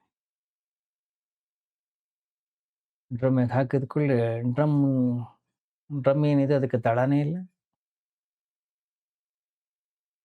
ನೀರು ಹಾಕಿದ ಕೂಡಲೇ ಎಲ್ಲ ಹೋಯ್ತು. ಮತ್ತೆ ಹಾಕ್ದ, ಮತ್ತೆ ಸೇದ್ದ, ಮತ್ತೆ ಹಾಕದ, ಮತ್ತೆ ಸೇದ್ದ, ಮತ್ತೆ ಹಾಕದ. 4, 5, 6, 7, 8, 10 ಬಾರಿ ಹಾಕದ. ಯುವಕ ನೋಡ್ತಾನೆ ಇದ್ದ. ಸ್ವಾಮಿ ಏನು ಮಾಡ್ತಾ ಇದ್ದೀರಾ? ಬಹಳ ಆಶ್ಚರ್ಯಕರವಾದಂಥ ವ್ಯಕ್ತಿಯಾಗಿ ಕಾಣಿಸ್ತೀರಾ ನೀವು.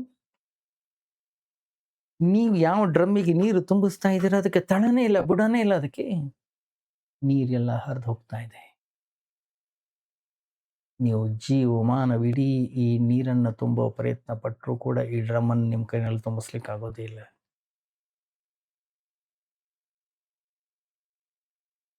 ಅವನಂದ, ಹೇಯ್, ತಳಕ್ಕೂ ನನಗೇನು ಸಂಬಂಧ? ನನ್ನ ಲಕ್ಷ್ಯ ಕೇವಲ ಈ ಡ್ರಮ್ಮಿನ ಕುತ್ತಿಗೆ ಕಡೆಗಿದೆ. ಅಲ್ಲಿ ತನಕ ನೀರು ಹಾಕ್ತಾನೇ ಇರ್ತೀನಿ. ಯಾವಾಗ ಅದರ ಕತ್ತಿಗೆ ಬಂತೋ ಡ್ರಮ್ ತುಂಬ್ತು ಅಂತ ಲೆಕ್ಕ ನಂದು. ತಳ ಇದೆಯಲ್ಲೋ ನನಗೇನು ಮಾಡಲಿಕ್ಕೆ? ಈ ಉತ್ತರವನ್ನು ಕೇಳಿ ಆ ಯುವಕ ಬಹಳ ಆಶ್ಚರ್ಯಪಟ್ಟ. ಮನೆಗೆ ಹೋದ ಅವನು. ರಾತ್ರಿ ಎಲ್ಲ ಕೂತ್ಕೊಂಡು ವಿಚಾರ ಮಾಡಿದ.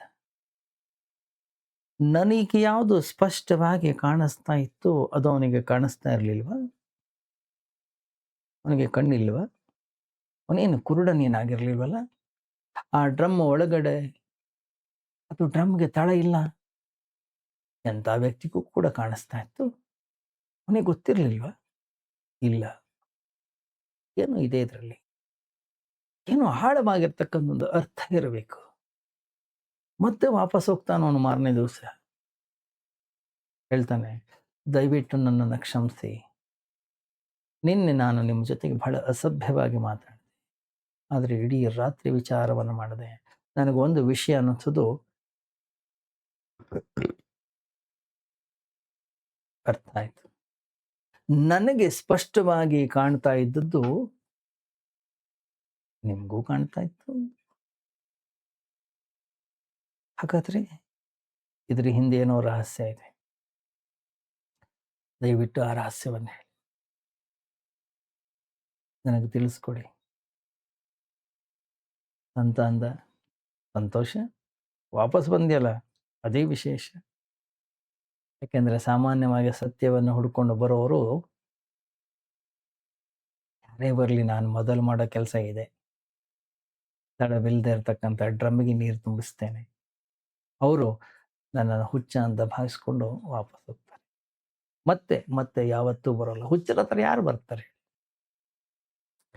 ಆದರೆ ನೀನು ವಾಪಸ್ ಬಂದಿದ್ದೀಯ. ಹೀಗೆ ವಾಪಸ್ ಬಂದವರಲ್ಲಿ ನೀನೇ ಫಸ್ಟ್ ಪರ್ಸನ್.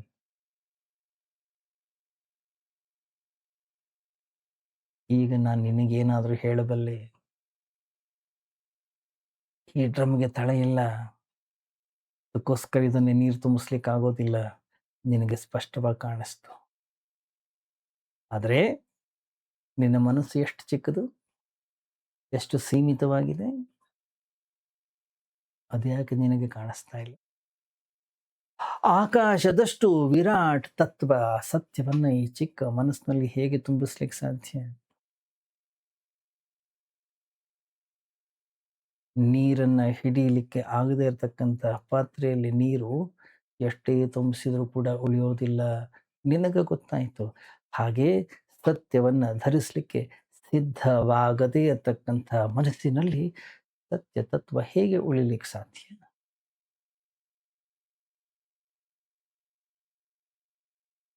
ನೀನು ನನ್ನ ಏನು ಹೇಳಿದೆ? ಮೊದಲು ಈ ಪಾತ್ರೆಗೆ ತಳ ಹಾಕಿಸಿ, ಆಮೇಲೆ ನೀರನ್ನು ತುಂಬಿಸಿ, ಆವಾಗ ಇದು ತುಂಬುತ್ತೆ.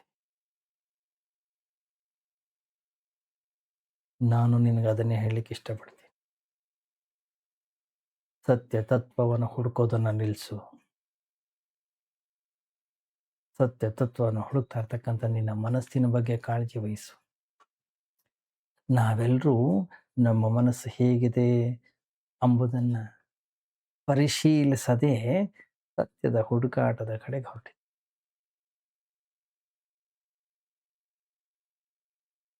ನಿಜ ಹೇಳ್ಬೇಕಂತಂದ್ರೆ ನಮ್ಮ ಮನಸ್ಸು ಬಹಳ ಸೀಮಿತವಾಗಿದೆ. ಶಬ್ದಗಳ ಗೋಡೆಯಿಂದ ನಿರ್ಮಾಣಗೊಂಡಿದೆ. ಆದ್ರಿಂದ ಈ ರೀತಿಯ ಅಂತಃಕರಣದಿಂದ, ಈ ರೀತಿಯ ಮನಸ್ಸಿನಿಂದ ನಾವು ಸತ್ಯ ತತ್ವವನ್ನು ಅರಿಲಿಕ್ಕೆ ಸಾಧ್ಯ. ಮತ್ತೆ ಆ ಗೋಡೆಗಳನ್ನು ಕತ್ತರಿಸಿ ಹಾಕಬೇಕಾಗುತ್ತೆ.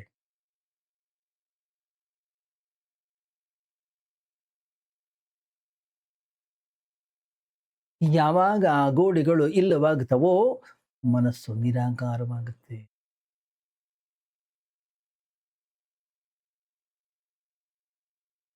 ಶಬ್ದಗಳೇ ಅಂತಃಕರಣದ ಒಳಗಡೆಗೆ ಇಲ್ಲ ಅಂತಂದ್ರೆ ಏನು ಉಳಿತದೆ ನಮ್ಮ ಅಂತಃಕರಣದ ಒಳಗಡೆಗೆ? ಯಾವ ಗೋಡೆಗಳು ಕೂಡ ಅಲ್ಲಿಲ್ಲ. ಯಾವುದೇ ಗಡಿ ಅನ್ನುವಂಥದ್ದು ಅಲ್ಲಿಲ್ಲ. ಯಾವುದೇ ಒಂದು ಸೀಮೆ ಅಲ್ಲಿಲ್ಲ. ಮನಸ್ಸು ಮನಸ್ಸು ನಿರಾಕಾರ. ಅದನ್ನು ಬಂಧಿಸ್ತಕ್ಕಂಥ ಯಾವುದೂ ಕೂಡ ಉಳಿಯೋದಿಲ್ಲ. ಯಾಕೆ? ಶಬ್ದಗಳೇ ನಮ್ಮ ಮನಸ್ಸನ್ನು ಕಟ್ಟಿ ಹಾಕೋದು. ಶಬ್ದಗಳನ್ನು ಅಂಟಿಕೊಂಡಿದ್ದೀವಿ ನಾವು. ಎಷ್ಟೆಷ್ಟು ಶಬ್ದಗಳಿಗೆ ನಮ್ಮ ಮನಸ್ಸು ಅಂಟಿಕೊಳ್ತದೋ ಮನಸ್ಸು ಚಿಕ್ಕದಾಗ್ತಾ ಹೋಗುತ್ತೆ. ಯಾವಾಗ ಆ ಶಬ್ದಗಳನ್ನು ಬಿಡ್ತಾ ಬರ್ತೀವೋ ಮನಸ್ಸು ವಿಶಾಲವಾಗ್ತಾ ಹೋಗುತ್ತೆ. ಅದರಿಂದ ಶಬ್ದಗಳಿಗೆ ವಿದಾಯವನ್ನು ಹೇಳಬೇಕು. ಮೊದಲೇ ಹೇಳಿದ್ದೆ ನಾನು, ಶಬ್ದ ಗೋಡೆಗಳು ಅವೇ ನಮ್ಮ ಜೈಲ್, ಕಾರಾಗೃಹಗಳು. ಮೊದಲು ಈ ಅರಿವು ನಮ್ಮ ಅಂತಃಕರಣದ ಒಳಗಡೆಗೆ ಬರಬೇಕು. ಶಬ್ದಗಳನ್ನು ಬಿಡಬೇಕಾದ್ರೆ ಅದನ್ನು ನಿರಂತರವಾಗಿ ಏನು ಸಂಗ್ರಹವನ್ನು ಮಾಡ್ತಾ ಇದ್ದೀವಿ ಅದನ್ನು ನಿಲ್ಲಿಸಬೇಕು. ಬೆಳಗ್ಗೆಯಿಂದ ಸಂಜೆಯ ತನಕ ಶಬ್ದಗಳನ್ನೇ ಸಂಗ್ರಹ ಮಾಡ್ತಾ ಇದ್ದೀವಿ ನಾವು. ಎದ್ದ ಕೂಡಲೇ ನ್ಯೂಸ್ ಪೇಪರು, ಎದ್ದ ಕೂಡಲೇ ಟಿವಿ, ಎದ್ದ ಕೂಡಲೇ ರೇಡಿಯೋ, ಎದ್ದ ಕೂಡಲೇ ಅಕ್ಕಪಕ್ಕದವ್ರ ಜೊತೆ ಹರಟೆ, ಹೊಸ ಹೊಸ ಹೊಸ ವಿಷಯಗಳು, ಹೊಸ ಹೊಸ ಶಬ್ದಗಳು, ಹೊಸ ಹೊಸ ಚಿಂತನೆಗಳು ಮನಸ್ಸಿನಲ್ಲಿ ಬಂದು ಕೂಡ್ತವೆ.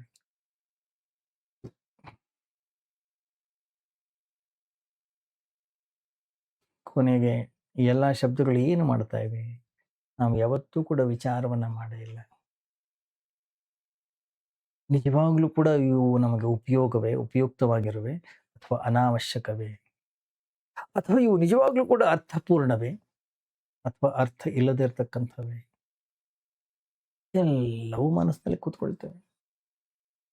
ನಂತರ ನಂತರ ಮನಸ್ಸು ಏನ್ ಮಾಡುತ್ತೆ ಅವುಗಳ ಜೊತೆಗೆ? ಆದ್ರೂ ಶಬ್ದಗಳ ಸಂಗ್ರಹ ನಡೀತಾನೇ ಇರುತ್ತೆ. ಹೆಚ್ಚು ಹೆಚ್ಚು ಹೆಚ್ಚು ಹೆಚ್ಚು ಶಬ್ದಗಳ ಸಂಗ್ರಹ ಮಾಡಿದಷ್ಟು ಏನೋ ಒಂಥರ ಶಕ್ತಿವಂತರಾದಾಗ, ಏನೋ ಒಂಥರ ಶ್ರೀಮಂತರಾದಾಗ, ಏನೋ ಒಂದಿಷ್ಟು ಜ್ಞಾನಿಗಳಾದ ಹಾಗೆ ಭಾಸ ಆಗ್ತಾ ಇರುತ್ತೆ. ಯಾಕೆಂದ್ರೆ ಶಬ್ದಗಳನ್ನ ಹೆಚ್ಚು ಪ್ರಭಾವಶಾಲಿಯಾಗಿ ಯಾವ ವ್ಯಕ್ತಿ ಮಾತನಾಡ್ತಾನೆ, ಜನ ಅವನನ್ನು ಗೌರವಿಸ್ತಾರೆ, ಜನ ಅವನಿಗೆ ಅಧಿಕಾರವನ್ನ ಕೊಡ್ತಾರೆ, ಜನ ಅವನನ್ನು ಎತ್ತಿ ಮೇಲಿಡ್ತಾರೆ, ಸಮಾಜದಲ್ಲಿ ಅವನ ಪ್ರಭಾವ ಅನ್ನೋದು ಹೆಚ್ಚಾಗ್ತದೆ. ಯಾವ ವ್ಯಕ್ತಿ ಶಬ್ದಗಳಲ್ಲಿ ದುರ್ಬಲನಾಗಿದ್ದಾನೋ, ಜನ ಅವನ ಜೊತೆಗೆ ವ್ಯವಹಾರವನ್ನು ಕೂಡ ಮಾಡ್ಲಿಕ್ಕೆ ಇಷ್ಟಪಡೋದಿಲ್ಲ. ಶಬ್ದಗಳು ಒಂದು ರೀತಿಯಲ್ಲಿ ನಮಗೆ ಸಾಮರ್ಥ್ಯವನ್ನ ಕೊಡ್ತವೆ. ನಿಜ, ಇದು ಸತ್ಯವೂ ಕೂಡ. ಜೀವನದ ವ್ಯವಹಾರದಲ್ಲಿ ವ್ಯವಹಾರವನ್ನ ಮಾಡಲಿಕ್ಕೆ ನಿಸ್ಸಂದೇಹವಾಗಿಯೂ ಕೂಡ ಶಬ್ದಗಳ ಕೌಶಲ್ಯ ಅತ್ಯವಶ್ಯಕ. ಆದರೆ ಆ ಶಬ್ದಗಳು ಕೇವಲ ವ್ಯವಹಾರವಾಗಿರಬೇಕಿತ್ತು. ಆದರೆ ಅದು ನಮ್ಮ ಅಂತಃಕರಣದ ಒಳಗಡೆ ಕೂತ್ಕೊಂಡು ಅದೊಂದು ಕಸ. ಆ ಕಸ ಅನ್ನೋದು ಎಷ್ಟು ಹೆಚ್ಚಾಗ್ತಾ ಹೋಗ್ತದೆ ಅಂತಂದ್ರೆ, ಆ ಕಸದಲ್ಲಿ, ಆ ಬಲೆಯಲ್ಲಿ ನಾವೇ ಸಿಕ್ಕಾಕೊಂಡ್ಬಿಡ್ತೀವಿ. ಯಾವಾಗ ಅದ್ರಲ್ಲಿ ಸಿಕ್ಕಾಕೊಳ್ತೀವೋ, ಮನಸ್ಸಿಗೆ ಮುಕ್ತರಾಗತಕ್ಕಂತಹ, ಹಾರಿ ಹೋಗ್ತಕ್ಕಂತಹ ಸಾಮರ್ಥ್ಯ ಇದ್ರೂ ಕೂಡ ಆ ಸಾಮರ್ಥ್ಯವನ್ನ ಕಳೆದುಕೊಳ್ತೀವಿ. ಆದ್ರಿಂದ ಶಬ್ದಗಳ ದಾಸರಾಗಬಾರದು. ಶಬ್ದಗಳ ಬಳಕೆ, ಅದರ ಕೌಶಲ್ಯ ವ್ಯಾವಹಾರಿಕ ಜೀವನದಲ್ಲಿ ಬಹಳ ಉಪಯುಕ್ತವಾಗಿದೆ. ಆದರೆ ಆ ಶಬ್ದಗಳು ನಮ್ಮನ್ನ ಆಳಬಾರದು. ಆ ಶಬ್ದಗಳು ಕೇವಲ ನಮ್ಮ ಕೈಯಲ್ಲಿರ್ತಕ್ಕಂಥ ಸಾಧನಗಳಾಗಬೇಕೇ ಹೊರತು ಜೀವನದ ಗುರಿ ಅವುಗಳಾಗಬಾರ್ದು. ಇದನ್ನ ನಾವು ಸದಾ ಸದಾ ನೆನಪಿನಲ್ಲಿಟ್ಕೊಳ್ಬೇಕು. ಮಾತನಾಡಲು, ವ್ಯವಹಾರವನ್ನು ಮಾಡಲಿಕ್ಕೆ, ಪರಸ್ಪರ ಸಂಬಂಧಗಳನ್ನು ಬೆಳೆಸ್ಕೊಳ್ಳಿಕ್ಕೆ ಶಬ್ದಗಳ ಅಗತ್ಯ ಇದೆ. ಆದರೆ ಅವು ನಮ್ಮನ್ನ ಬಂಧಿಸ್ತಕ್ಕಂಥ ಸರಪಳಿಗಳಾಗಬಾರದು. ಈ ಅರಿವು ನಮ್ಮ ಅಂತಃಕರಣದ ಒಳಗಡೆಗೆ ನಿರಂತರವಾಗಿದೆಯೋ, ಹಾಗಾದರೆ ವ್ಯರ್ಥವಾಗಿರ್ತಕ್ಕಂಥ ಯಾವುದೇ ಶಬ್ದಗಳನ್ನು ನಾವು ಸಂಗ್ರಹ ಮಾಡೋದಿಲ್ಲ.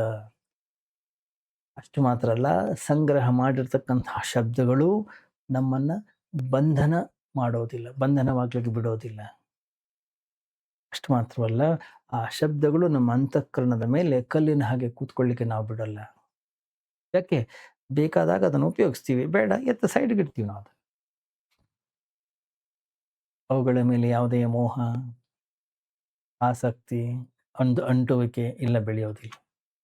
ಆದರೆ ಇವತ್ತು ನಮ್ಮ ಸ್ಥಿತಿನೇ ಬೇರೆ.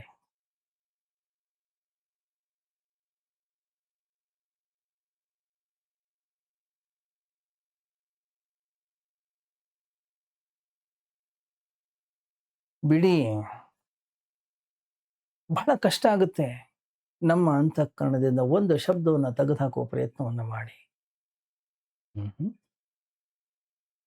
ಯಾರು ನೀನು? ನಾನು ಹಿಂದೂ, ನಾನು ಮುಸ್ಲಿಂ, ನಾನು ಅಂಥವನು, ನಾನು ಇಂಥವನು.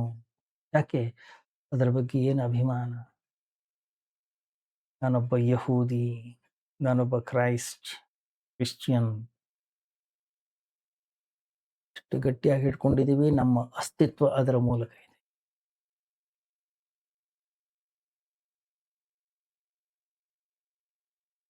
ಯಾವತ್ತು ಇದನ್ನು ಬಿಡುವ ಪ್ರಯತ್ನವನ್ನು ಮಾಡ್ತೇವೋ, ಯಾವತ್ತು ಇದರಿಂದ ಮುಕ್ತಿಯನ್ನು ಹೊಂದುತ್ತೇವೋ,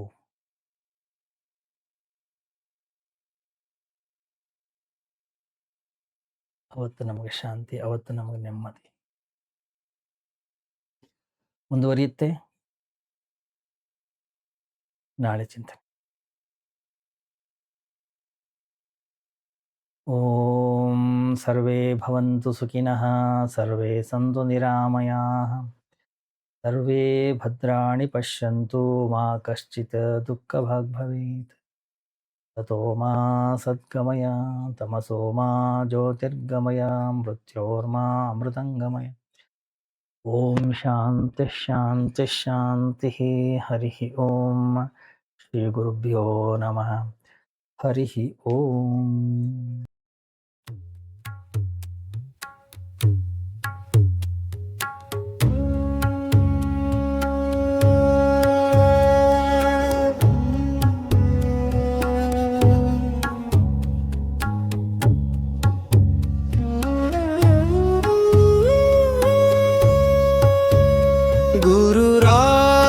ಸಿದ್ಧಾರೂರ ಸಮರ್ಥ ಬೆಳಗುವೆ ನಾರುತಿಯ, ಗುರುವರ ಬೆಳಗುವೆ ನಾರತಿಯ.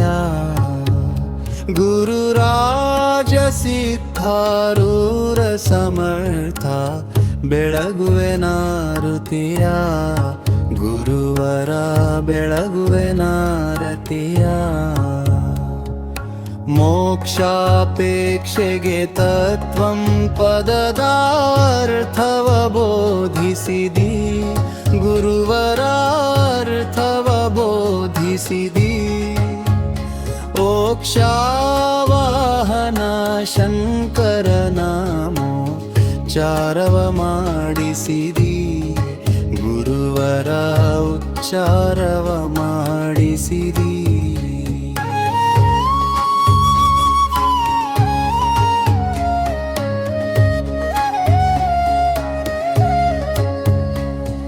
ಶ್ಯಾಮಧಾಮ ಶ್ರೀರಾಮ ಭಿನ್ನ ಶಂಕರ ನೀನಿರುವಿ, ಗುರುವರ ಶಂಕರ ನೀನಿರುವಿ.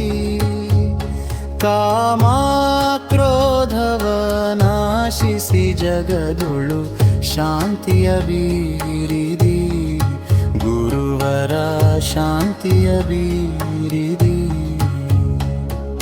ಚರಣ ಭಜಕರ ದುರಿತದುಂದವ ತ್ವರಿತದಿ ನಾಶಿಸಿದಿ, ಗುರುವರ ತ್ವರಿತದಿ ನಾಶಿಸಿದಿ.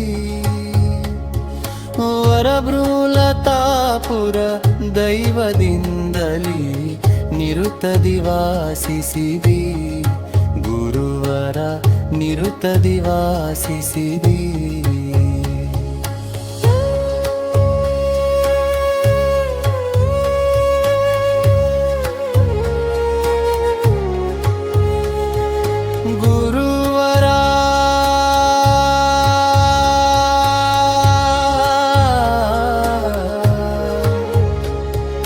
ನಿರುತದಿ